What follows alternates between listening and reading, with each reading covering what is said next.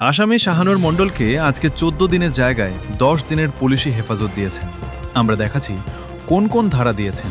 একেবারে শিদেল চোর থেকে মালামাল, অর্থাৎ একজন বিখ্যাত পাচারকারী হিসেবে পুলিশ চিহ্নিত করেছেন, যেটাই আমরা বারবার বলেছি এর আগেও।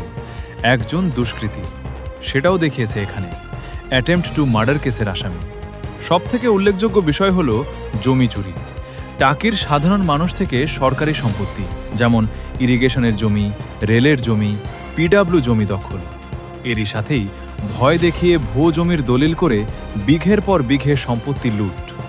সেই সব ধারার যুক্ত কেসে বসিরহাট মহকুমা আদালত ১০ দিনের পুলিশি হেফাজত দিয়েছেন। হাসনাবাদ থানা আজকে জিজ্ঞাসাবাদের জন্য নিজেদের হেফাজত নিল।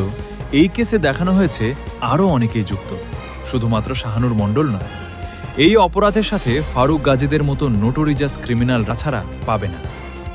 রেডিও সুন্দরবন ৯১.২ FM কে সত্য ঘটনা তুলে ধরার জন্য অনেক কটুবাক্য, হুমকি শুনতে হচ্ছে। আমরা আগেও কাউকে ভয় পাইনি, আজও পাচ্ছি না। আমাদের কাজ আমরা নিরপেক্ষভাবেই করে চলেছি। রেডিও সুন্দরবন ৯১.২ FM চায় টাকি মতো একটি জনপ্রিয় সংস্কৃতিময় জায়গা থেকে এইসব লুম্ফেন দুষ্কৃতীদের চিরদিনের মতো বিনাশ হোক। আবারও টাকি তার ঋত গৌরব ফিরে পাক বিশ্ব মাঝে। সঙ্গে থাকুন, পাশে থাকুন। Radio Sundarban ৯১.২ FM।